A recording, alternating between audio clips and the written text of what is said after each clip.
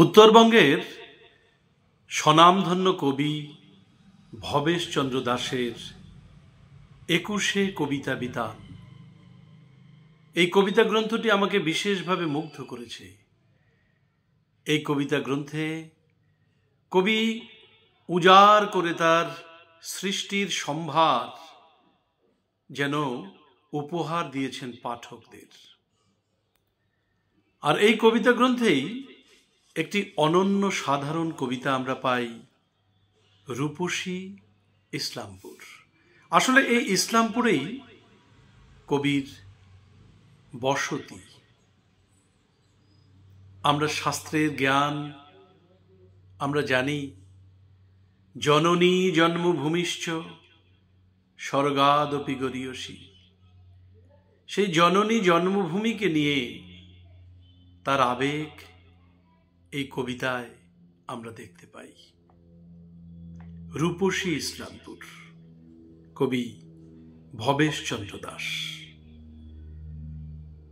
নেপাল বিহার প্রান্তে ইসলামপুর ছোট্ট এক নগরী, গড়ে ওঠে সবার অজান্তে। বাংলাদেশ যার মাথার কেশর,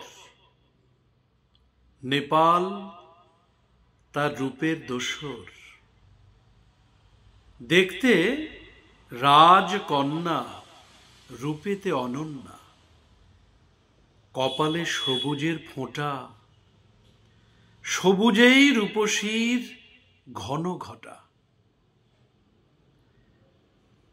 বাঁ হাতে ডকের জলধারা, ডান হাতে একর চালা আশীর্বাদের ছড়া।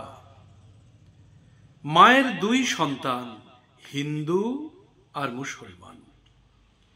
হিন্দু মুসলিমের নেই কোনো অমিল, এক বৃন্তে দুই ফুলেরই সামিল।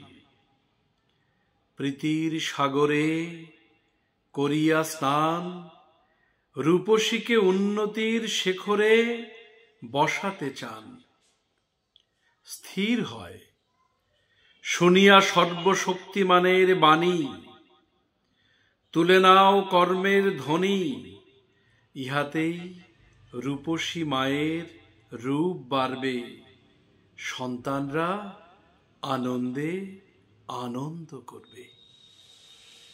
জন্মভূমির প্রতি এই অকৃত্রিম আবেগ কবি যেন নিজের অজান্তেই ভাব বিহ্বল হয়ে তার জন্মভূমিকে এভাবে উপস্থিত করেছেন পাঠক মহলে।